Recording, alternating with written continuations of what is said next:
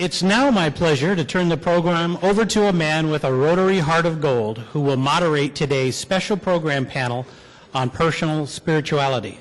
So without any further ado, please welcome Larry Granite.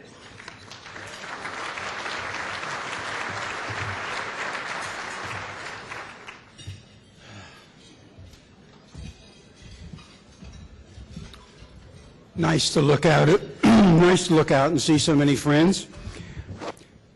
Good afternoon, fellow Rotarians. Today we have an opportunity to hear from three highly respected community leaders on a subject near and dear to them and possibly to you as well: personal spirituality. We are not here to talk about religion, which Webster calls the adoration of God or a God as expressed in the form of worship, nor will we talk about spiritualism emerging from Eastern traditions. We will be hard-pressed to more than scratch the surface of the topic we have today so far. What we are here to talk about is the personal spirituality as defined by each of the three leaders sitting to your right. I made an executive decision to cut each of their bios to bare bones. Shorter introductions equal more time for questions. Each is a member of your Rotary and mine, and as such, I asked each of these three community leaders how they wish to be addressed today. So here goes: Steve, Cassandra, and Danny.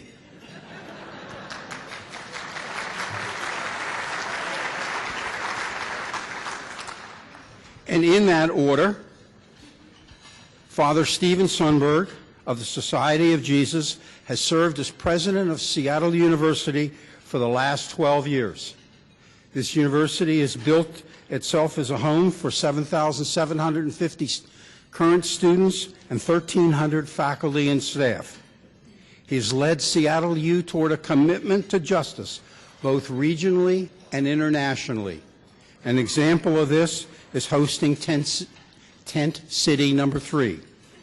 In addition to his responsibilities at Seattle U, Steve serves the United Way, Fred Hutch, Independent Colleges of Washington, YMCA, and the Lakeside School. Father Steve was ordained in Seattle in 1974 and promptly completed his doctoral studies in Rome in 1982. He taught theology. He was the head of the Northwest Jesuits from 1990 to 1996. Steve's a native of Alaska, where his father was an author of the Alaska State Constitution. Cassandra, chosen as the new president for Seattle's Antioch University in July 2007, Dr. Cassandra Manuelito-Kirkvilet became the first Native American woman to rise to presidency of an accredited university outside the tribal college system. Prior to her appointment here in Seattle, Cassandra served as the first woman president of a tribally controlled community college. Cassandra is the great-great-granddaughter of Navajo Chief Manuelito. She founded and directed the Indian Education Office at Oregon State University and has had similar positions at the University of Oregon, the University of New Mexico State, the University of Wyoming, and Montana State. She serves on advisory boards for the University of Washington, Washington State University, American University, and the Ruckelshaus Institute of Environment and Natural Resources at the University of Wyoming. Dr. Manuelito-Kirkvilet received her BS and MA from the University of Wyoming and her PhD in Educational Policy and Management with a specialization in Higher Education Administration from the University of Oregon. That leaves Danny. Daniel Weiner was born in Cincinnati and raised in San Francisco. His father, a recently retired rabbi in San Francisco. Danny earned his BA from UCLA and was selected as commencement speaker in 1986, which seems like not that long ago. He received a master's degree from Hebrew Union College and was ordained in 1991. He then was Rabbi Weiner, and he served at Baltimore Hebrew Congregation and later as senior rabbi in Harrisburg, Pennsylvania. He has a passion for politics, philosophy, history, and music. Danny's married to Cynthia, father of Julia and Benjamin. Danny's been the senior rabbi at Temple de Hirsch, Sinai, since 2001. He's been quoted as saying, at its essence, a synagogue should be a family of families, a caring and sacred community bound by a common purpose and committed to the well-being of each of its members. Rabbi Weiner is also the author of a book, Good God, Faith for the Rest of Us, published this past year in 2009. And so far, an interesting read. It's all the commercials.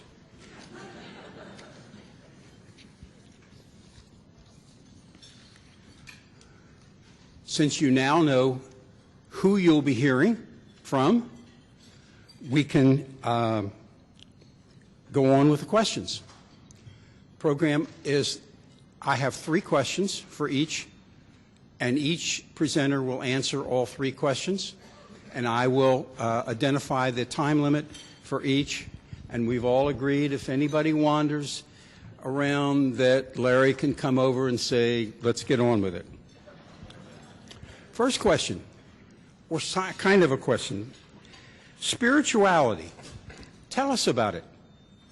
Can you share a personal definition or a seminal moment in its formation for you? How do you wrap your arms around the meaning of this? You hear this word spoken, probably often, and what do you think of? 3 minutes each. Let's start with Steve. Thank you. I should start by saying that from the age of 2 years old, I always wanted to be a Catholic priest. I don't know what my life would feel like if I were not a person of faith. I have the hardest time even entering into the understanding of what life feels like without faith. So it's a little difficult for me to separate out my personal spirituality from my Catholic Christian religion and the revelation. I have a 5-word definition of spirituality, and it's this. It's one's lived relationship to mystery. By that I mean that every single person in this room has a spirituality, and every person in the world has a spirituality, and they're all unique and they're all different. And what a spirituality is your lived relationship, the way in which you existentially or in actual living and feeling relate to the mystery of life. And but by that what I mean is that we sort of take life at a certain level, and this is what it feels like and how we live it. But then there are many kinds of experiences that show us that there is a greater mystery to life than we ordinarily think is there. Birth of a child, suffering of a person, disaster in Haiti, falling in love, experience of nature, being overwhelmed by art, and we suddenly realize that there's this reality, this mystery, that is the deeper and the wider dimension of what life is. And I don't think there's anyone in this room that doesn't experience in that some way, and they have to relate to it. How do you stand towards that? A spirituality is simply one's lived relationship to mystery. My own spirituality is shaped by the Hebrew Scriptures and by the Christian Scriptures. It essentially is called a spirituality of compassion. I really believe that everything that I experience about the deeper dimensions of who I am, the deeper dimensions of what nature itself is, or the world, or life, or art, shows me that the surrounding reality to life is compassion, and that I stand in relationship to life, in a relationship of trying to be compassionate on myself, and having life itself being compassionate towards me. So my spirituality I'd call a spirituality of compassion. I know it is really informed by the Hebrew Scriptures and the Christian Scriptures, but I don't know whether sort of that's a natural spirituality for me that religion then sort of elucidates, or whether it's the reverse, that I got it first of all from the Hebrew and Christian spirituality, and then it's just my natural way of living it and feeling it and living from day to day. But everybody in this room has a spirituality, and it's simply the way in actuality that you live in relationship to those deeper dimensions of life that are unavoidable. Thank you. Cassandra. Wow. My take on personal spirituality is in my identity. The introduction that Larry made for me is the superficial piece. When I know myself, I want to properly introduce myself to the holy ones and to you. I am of the Kia'ani clan, the Towering House clan. That's my mother's clan. I'm born from my father's clan, the Salt clan. And I recognize my maternal and paternal grandfathers, who are the Mud clan and the Weaver clan. So as a Kia'ani, born for Ashihe, knowing my past, my ancestors, and what they sacrificed for me to be here today, to try to give you an understanding of my worldview, and my view is that I know when I was born that I have a sacred contract. That this sacred contract has me in the world in balance. In my Navajo world, it is called Huozhong. And balance is the translation of Huozhong is like beauty of balance in all of my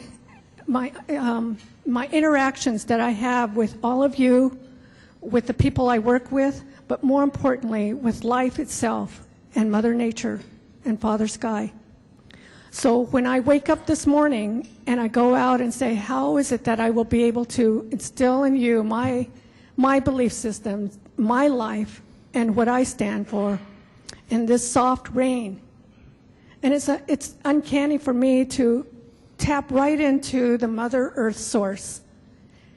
And we talk about rain this week because it's just been pelting us.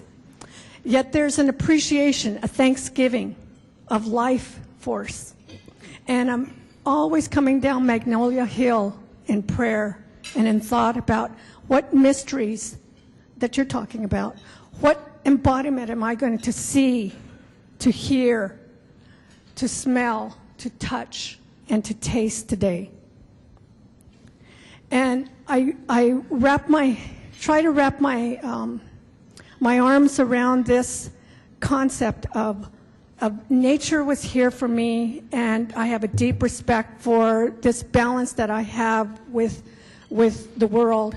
Having an understanding of the four directions or the changing of the seasons, and not the holidays that I'm celebrating that we just had, or I'm looking more at the seasons and nature and how it communicates with me, to get an understanding and to be at peace with that. That's how I'm trying to translate my personal understanding of spirituality for me. Danny? Well, like Father Steve, from the age of 2, I too wanted to be a Catholic priest. Unfortunately, my Jewish parents had rabbinic parents had other things in mind. First was doctor, rabbi was a distant second choice. But it is something that I've wanted to do for a long time, actually being the son of a rabbi, which I think is a descriptive, not a pejorative in this case.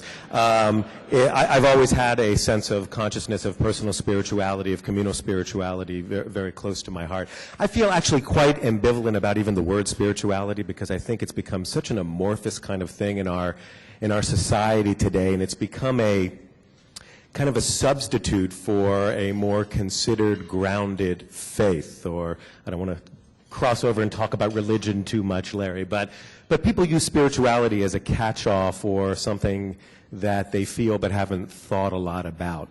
My personal spirituality is really wrapped up in a Jewish sense of spirituality, and that is quite a grounded sense of being in covenant with God and being in covenant with community. Jewish spirituality is really, we have kind of a sense of mystery and faith that is a part of our history, but from a mainstream point of view, Jewish spirituality, my sense of Jewish spirituality, is quite concrete, and it emanates from three key Hebrew words, ve'ahavta l'reacha kamocha, to love your neighbor as yourself, something that is universal in many different faith traditions. Jewish spirituality is not climbing a mountaintop and hoping that a ray of light hits you in the forehead and you have some great epiphany and suddenly you're a completely different person. Jewish spirituality requires a lot of hard work. Jewish spirituality requires an investment in the world as it is. When you look at the Old Testament, particularly you look at the Torah, the 5 books of Moses, yes, there's a lot of ritual in there, and the book of Leviticus is mainly sacrifices and a kind of, sacred barbecue, and you can kind of put that aside for a little while. But other aspects of the Torah are really the ethical blueprint for the creation of a righteous, ideal society. Jewish spirituality is not so much inward-turned reflection and contemplation. It is trying to imbue the world around you with holiness. And that sense of holiness, it doesn't necessarily have to be always so elevated and rarefied. That sense of holiness is in what we do every single day in our lives, how we interact with people in the business world, how we interact with people just out on the street, what we do with our friends and neighbors and spouses and family. That is the essence of Jewish spirituality. It is seeking to infuse the world with holiness and to elevate the world, even those things that seem most mundane, to a higher level. Thank you. Thank you. And thank you. You each were within about 15 or 20 seconds. That's terrific. Practice, I guess. Take that personal definition you just shared and talk about, and you have a little bit, talk about the impacts on your daily and personal decisions, and see if you can do it in 2 minutes. What I do is I have a very, very full and busy and kind of tough and demanding and lots of expectations kind of life in what I do as president of a university. I start every day by taking a full hour of being quiet, of reading the scriptures, particularly the Psalms, of looking at the Gospels. I usually take about 15 minutes of reading some poetry. It's all a way of just having that sort of apart time before the day starts, that I'm deeply in touch with who I am, how I feel, who my God is. It's a way of sort of being anchored or finding a platform or a foundation for the day. And then kind of the rest of the day I don't care, as long as I go into it in an anchored way. And then I simply try to go into the day as fully as I can with compassionate attitude towards those students. Say hello to every one of them, find out a little bit who they are, what are they experiencing, what are their ambitions, what are their goals. I try to work as much as I can with people who are vice presidents and other administrators in what I think is a compassionate way, which seeks a consensus, that listens to people, that tries to learn from the situation and to change. I'm trying to be on as many boards as I can that have an opportunity for showing that compassion, sort of an angle through the United Way of showing compassion, or through Fred Hutch showing compassion, or the YMCA and compassion. That's my angle, but not the angle of many on those kinds of boards. It's why I believe in it. And then I try at the end of the day to sort of pick up the pieces again, like, okay, what was the day like? Did I manage to stay on that platform or that grounding of the morning? Was I a compassionate person? What did I learn from this day? How do I approach the next one? So that's how I try to live out that compassion. Thank you. Cassandra? In my approach, I look at every life situation. So I'm going to ask you all a real honest question. How many of you made your bed this morning? that simple act puts me in balance, because it says to me as the morning light starts to glimmer that I am ready to receive my blessings, that bed, that chair, that table that we're sitting at has energy, and I am putting my balance together with that simple act of making my bed first. And then as I start my day and I'm coming down Magnolia Hill, I go into prayer about the beauty that I see across Elliott Bay as I look at the Olympic Mountains. I think about the wonderful exchanges I'm going to make in my day. Who am I going to see? Who am I going to make eye contact with and touch spirit? And how am I going to be respectful in the world and the exchanges that I have, and that I build a sense of community and a sense of family where I work. And every day, day in and day out, I think about my ancestors and my great-great-grandfather. What did he do when I was challenged in, a decision I had to make or a downsize I had to do? What were, how were people respected and heard?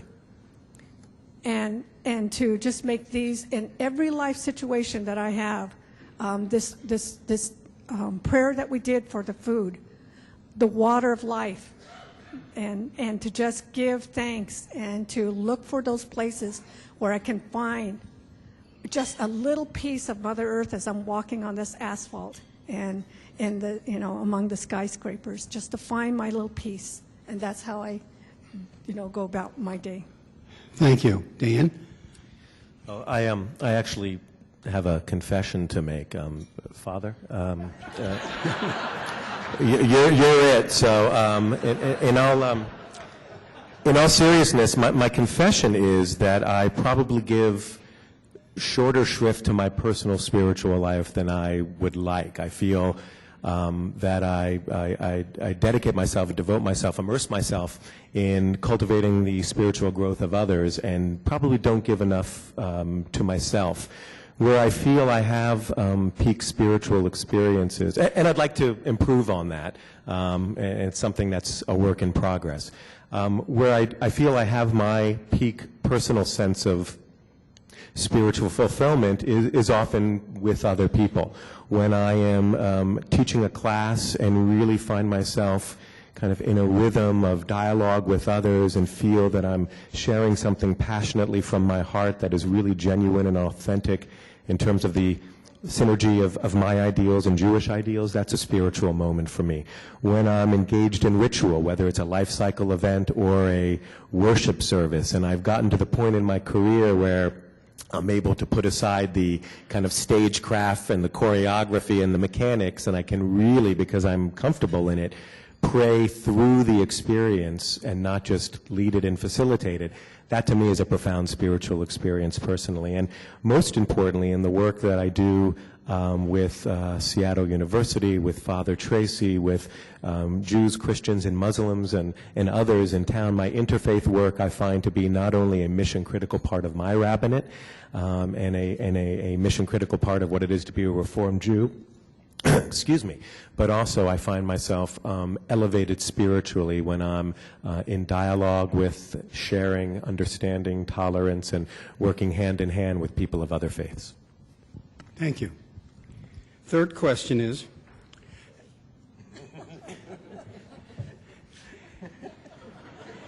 I said you're absolved.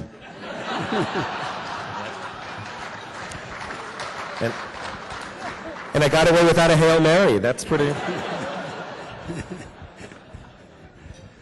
I'm glad I'm not trying to compete. Each of the three of you have a business to run. Do business decisions sometimes conflict with what you hear or feel from within that you would define as spirituality? Can you possibly share an example of such a conflict? We've been doing well starting on this end with Steve, so we'll stick with that. Thanks. The biggest area that I find a conflict in is how do I put together compassion and competition? That's a difficult one for me. When I was a boy, I said, the one thing in life I never want to be is a salesman. I'm president of Seattle U. There's a lot of salesmen in being a president, a lot of fundraising, a lot of competition. And I struggle with how do I do that in a university and putting yourself forward and being naturally thrown into the competition in it. There was an interesting example I had once from a teacher I had, Henry Nouwen, and he was teaching a course on compassion. And he said that he and another Yale professor took a whole year to study compassion. And they went to Washington, D.C. They made an appointment with Senator Hubert Humphrey, and they went into his office, and Humphrey was behind his desk, and they said, Senator Humphrey, we have a question to ask you, and the question is, what is compassion? Humphrey's not used to get that kind of a question. He got up and he came from around behind the desk and he sat with them and he said, in the United States, he picked up a pencil. He says, if you take this yellow pencil, he says, this whole yellow part and then the shaved part and then the point, that's competition. Our society is built on competition. And then you turn it around and there's this little fixer-upper at the end called the eraser, and that's compassion. He says, the truth of the matter is we're not a society based on compassion, but on competition. And I do struggle with that because I know there's a proper place for competition in our society, but I think there's always kind of a rub between your own personal spirituality and what you encounter all the time. And so, I mean, I think I run into that all the time. People have such an expectation that I be kind of a CEO, and the way in which people are CEOs in the executive of university, and be more decisive and more assertive and more competitive and get out there and show them that you're the best and so forth. And I think my only response is that I try to do what I do more fully rather than more competitively, more truly rather than more competitive, more cleanly, more clearly, more humanly, and as a matter of fact, it works. And it's kind of, I kind of try to take myself out of the game of competition, and that's about the best I can do on it. Cassandra? Mine is an interesting dilemma in that I live in mainstream world here in Seattle. And I'm very traditional Navajo. And so I have to walk two worlds. And to balance my place in this competitive, CEO world, it doesn't fit me. So when I came to Antioch, I'm very fortunate that Antioch has embraced, diversity from the get-go. And that I can bring a sense of who I am and this sense of community and family. And I'm into my third year, and I'm just blessed to be at Antioch. There is no accident for me to be with my community. But the struggle that I have is how I take that fundraising or the campaigning or the dinners and lunches and introduce alcohol for a Native American. And to be very cautious, because how I'm coming across to you today as president of Antioch and sitting here, I would be so totally different in my Navajo world. And I would watch my place, and I would be listening more. And so I have to balance all of this.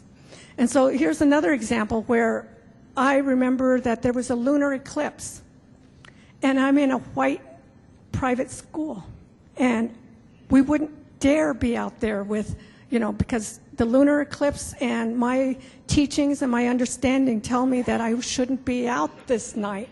And I have to weigh that I either go home and make an excuse, and I feel like a Ishi, the last native of that California tribe sometimes in this world as a CEO and in this asphalt world.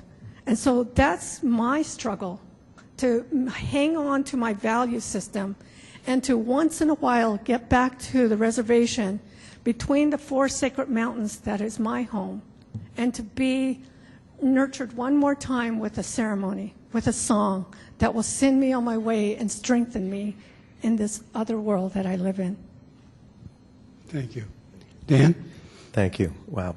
I have to be a little careful. I have 4 past presidents of my congregation sitting in this august body right now. So, but I would just echo, I think, what Steve was saying, and that is, though in Judaism there really is no sharp demarcation between, rendering unto Caesar and rendering unto God, between kind of the logistics of life and spirituality and holiness. It is difficult at times for me to straddle the role of pastor, teacher, facilitator of worship with kind of the CEO, manager, administrator, personnel, director, fundraiser, all around kind of Guy Friday, so to speak, in the synagogue. And I know that, again, within Jewish tradition, we're very comfortable with the fact that you need to keep the lights on if you're going to pray at all. I mean, there's a sense of a real connection. There's a passage from rabbinic tradition, Ein kemach, ein Torah, ve'ein Torah, ein kemach. If you don't have flour, F-L-O-U-R, you don't have Torah. In other words, if you don't have the basics, you don't have the ideals, and vice versa. I'm very comfortable with that, but at times when I get enmeshed in a facilities issue or a fundraising issue or a personnel issue and it becomes consuming and really tends to take me away from what I feel is my kind of central calling, though I know it's necessary, I find it sometimes very difficult to maintain a anchoring in my authentic sense of who I am as a rabbi. Thank you. That ends the formal part of the questions and answers. However, now it's your turn. We have time, as you can tell from looking at your watches, for questions. Please, no statements. These are bright people. They will understand your brief questions. And if you keep the questions brief, we'll keep the answers brief. And the bottom line is more time for more questions. So I encourage questions, and let's have it. Go, Mark. Thank you for your work today. I appreciate that. Would any of you, or not, share how you get back on the horse? How do you get back to your spirituality when there's been a remiss, or you just don't feel like it that day? Or anything you could share with us of what that inner thing is, that inner kernel that keeps that going for you? Who wants to take a... I guess my own way of doing it is that I believe the layers of life within any one of us are so unexplored and much more than any one of us automatically knows, that the upsets in life, they humiliate us.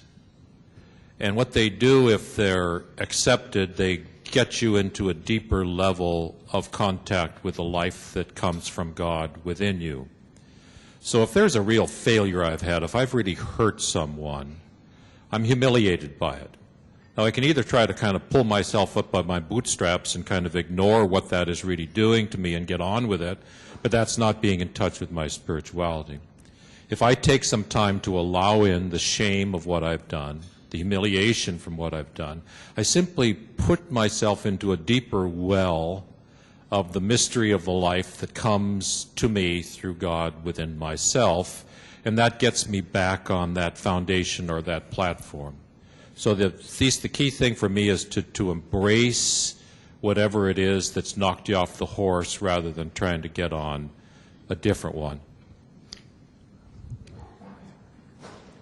Can I quickly answer my piece in this? Is that when I'm connected to life, I can't be separated from my spirituality. So it's with me every day when I take this breath every morning. So for me, it's my connection tells me whatever I'm going to be doing. Some of you probably hear about the 7 generations with Native philosophy. And I have to think about 3 generations behind me, but also 3 generations ahead of me. And I'm in the middle of the 7 generations that we're talking about. So I have a responsibility to get up when I've been knocked down. because I have a responsibility to those ancestors and my grandchildren or my great-grandchildren moving forward. Okay. Next question. Microphone. Kim, go ahead. Would you comment? Bill? Do you have a mission statement? Is that good? Do you have a written mission statement, as many of us have business mission statements, and how do you relate your personal spirituality to a personal mission that you may espouse? You know, I have one, but I've forgotten what it is. There's a practice that as Jesuits we start off our life. When I was 18, I started in this way of life. I'm 49 years a Jesuit, and we take a whole month of silent retreat in order to enter into what our spirituality is as Jesuit Catholics. And in the course of that, you come to a mission, and then you repeat that when you're about 35 years old. And essentially, my mission is that I hand myself over to you completely, Jesus of Nazareth, for the sake of your bringing about the kingdom. Something like that. But I don't really have it by word. It's just that it's sort of like it's the beam that keeps me on track. So that's, yeah, I don't know if people have mission statements of their spirituality. Very simple for me. In Navajo, I won't say it in Navajo because it wouldn't understand, but let me briefly say that I walk on this Mother Earth, beauty before me, that balance, beauty before me, beauty behind me, beauty all around me, above me, below me. I walk in beauty. It is finished in beauty. The synagogue has a mission statement. I don't know if I personally do, other than certainly what was described in my CV there is kind of my mission statement. But I guess my key mission statement is something from Scripture that I used to have inscribed in a ring in Hebrew on my hand. Gam ze ya'avor, this too shall pass. And if you think about it, that works both for negative aspects of life and, in terms of humility and perspective, positive things in life. Larry, I've got a question for Bill? Father Steve. Father Steve, early in your presidency, I remember you had either heart attack or stroke. And my question for you is, when you had that physical event, did it accelerate or in any way impact your spiritual self? Thanks for the question. Yes, 12 years ago in the summertime, I was in England after my first year as president, and I woke up one morning and I'd had a heart attack during the night and was in the hospital for a total of about 10 days and have not had a reoccurrence from that, and I do what I can to avoid it. But anyhow, this is honest. It's the best thing that ever happened to me. And maybe there are other people that have similar experiences and would say the same thing. And I remember myself saying, some morning I am going to be surprised to wake up dead. Some morning I'm going to be surprised to wake up dead. And that's okay. And that's okay. And that's okay. And once you experience that and sort of don't live with the fear of death, it does accelerate the whole way in which you live, at least I try to live, where I think I easily live more fully my life from that experience. Somehow it's a little bit a response to the question about taking in what knocked off the horse rather than trying to do something apart from it. But that heart attack, thank goodness it was moderate, was a blessing in that way, in spirit, for my spirituality. Kim? I'm wondering, with the new generation, with this next generation coming up, having exposure to the world the way they do, what are you all personally doing to circumvent the situation of people moving away from religion and saying that they're spiritual, but then not belonging to organized synagogues or churches? And how is it that you're personally addressing that? This is one of my key hobby horses, and I work with a lot of young people. I mean, the notion of the classic thing that I hear, and I talk about it in the book, and oftentimes it's unfortunately when I'm held captive on an airplane next to somebody and they find out I'm a rabbi. I get the whole confession thing, which I don't do, thankfully. And, and the tagline, as you said, is, Rabbi, I'm deeply spiritual, but I'm not religious.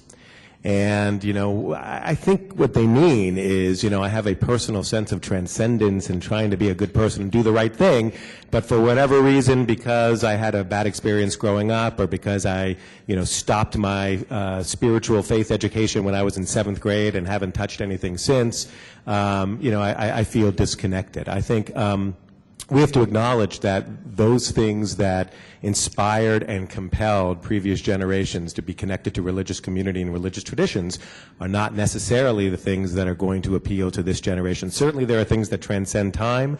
We have to figure out, and every generation has figured out throughout the history of faith, ways in which we can take these transcendent values and, not to sound too crass about it, but package them, teach them, make them accessible to generations in relevant ways throughout time. I mean, that is what I consider to be one of my, kind of chief tasks. And particularly here in the Pacific Northwest, where we have in many ways the highest level of unaffiliated folks, of people who say they are spiritual or agnostic or whatever, but definitely not religious. We are in many ways on the cutting edge of this, and it's starting to happen across the country if you see all these Pew Foundation polls and surveys that have been taken. And so I think many people are looking to us and to religious leaders in the Pacific Northwest for hints as to how to begin the process of addressing the needs of a generation that does not possess the same kinds of assumptions and expectations as previous generations with regards to faith and community. Go ahead. I think the very simple answer for me, and it's really nice to see you, Sharon, and thank you for the question, and it's probably for my institution, it's the greening of our campus, to make that commitment to embrace nature and to give, to bring awareness to our students about the greening initiatives we could be doing to bring ourselves back in a sense of balance. And I think that's how I'm approaching it, and by just leading by example. Just one little part on that is the UCLA, through its Higher Education Research Institute, has done a study of college students of more than 250 colleges and universities in the United States on spirituality. And what the results of that research shows is that college-age students today are very keenly interested in the sacred, the holy, the spiritual, the mysterious, the other, the beyond in life. And they're open to it. They want to talk about it. They're looking for people who can discuss that with them.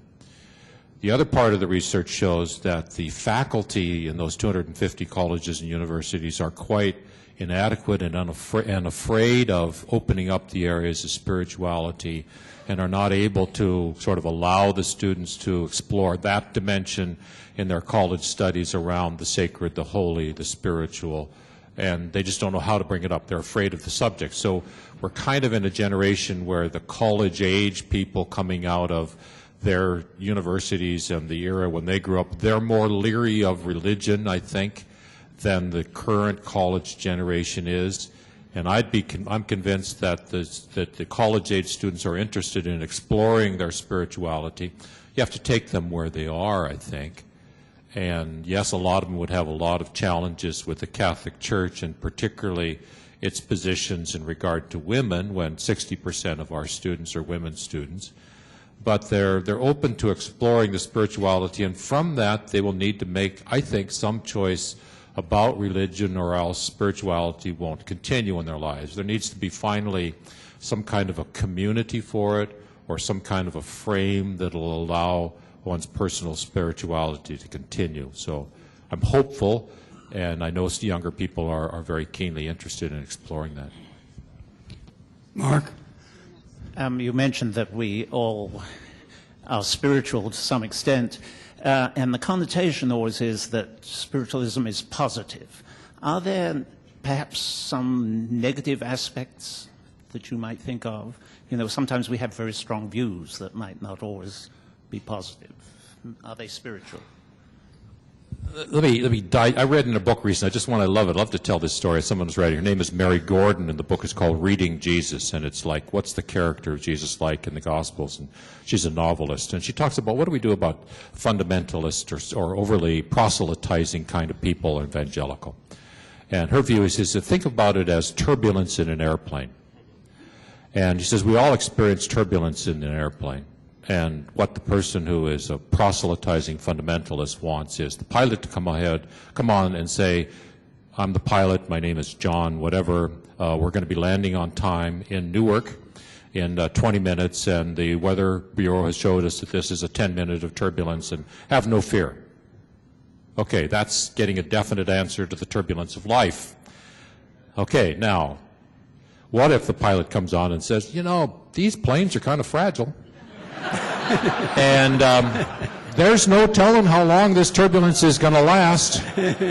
And we're aiming for Newark, but, you know, whether we get there or, you know, this is just the way things are.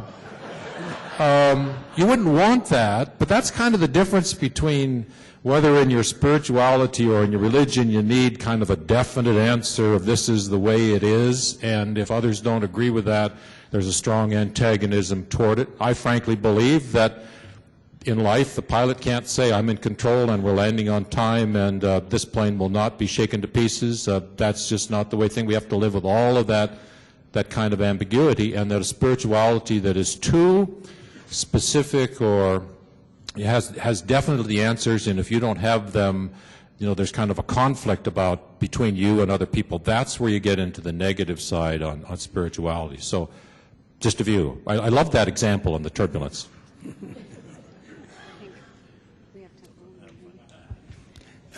Kim?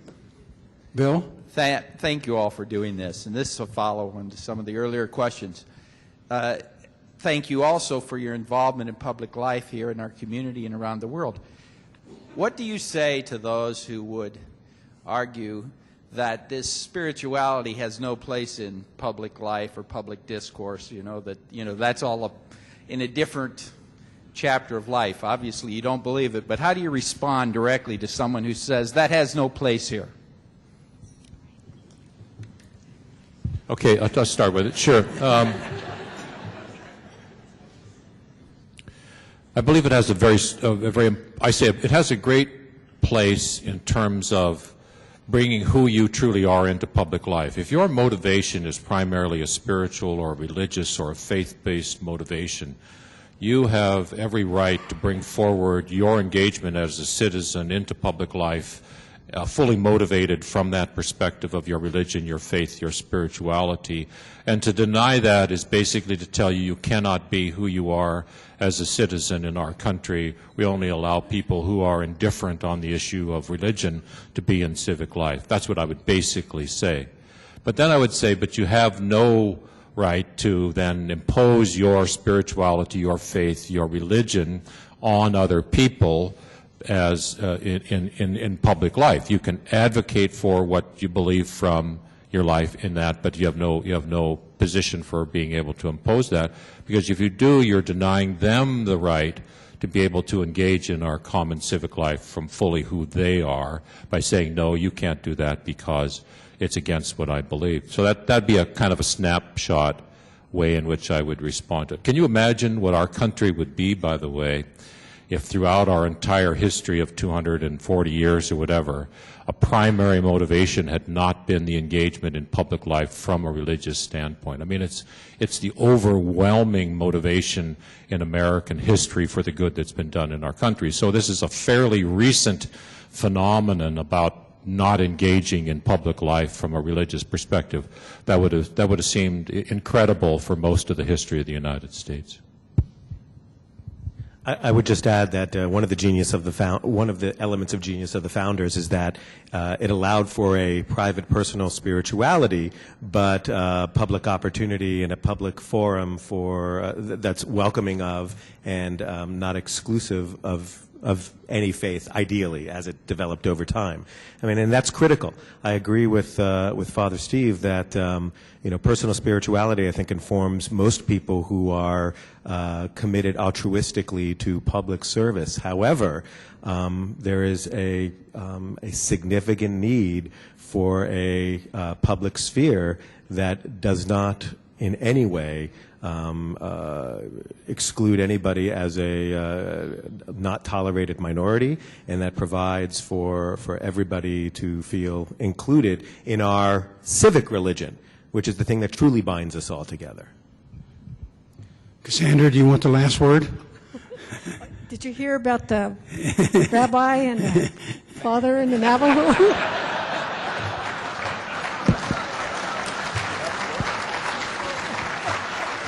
She just needs to start it, that's all. You want to take over? Well, thank you all. We got 6 very valuable questions. I learned a little from each. I learned a heck of a lot from our 3 presenters. I hope you all can say the same. But thank you to Father Sundborg.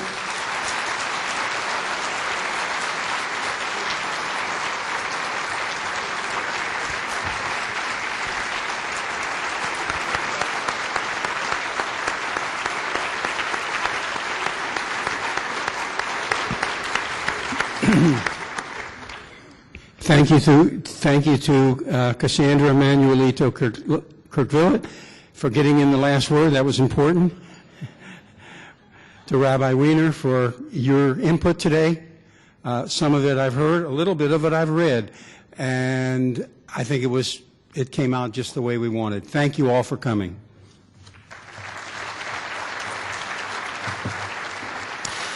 Thank you, Larry. Boy, what an incredible program today. It's nice to be reminded of the tremendous wisdom, depth, and insight the individuals found right here in our club have, and the occasion to feature them on our program. Steve, Cassandra, and Danny, we so appreciate you sharing your thoughts of your journeys of personal spirituality. These days, we know those journeys are more important than ever. Next week, January 20th, we're up the road to the Hyatt Olive 8 when our main program will feature Dr. Laura Baker, who will present Aging Gracefully. I know of at least one middle-aged guy who will be taking copious notes, so I'm thinking you might not want to miss it either. Today's program was not only inspiring, but surprisingly, it reminded me of a story I once heard. You see, there was this 85-year-old couple married for many, many years, and they died in an accident. They had been in good health the last 10 years, mainly due to her interest in healthy living. When they reached the pearly gates, St. Peter took them to their new mansion, which was decked out with a beautiful kitchen, master bath suite, and even a jacuzzi. As they oohed and awed, the old man asked Peter, "How much is all this going to cost?" "It's free," Peter replied. "This is heaven."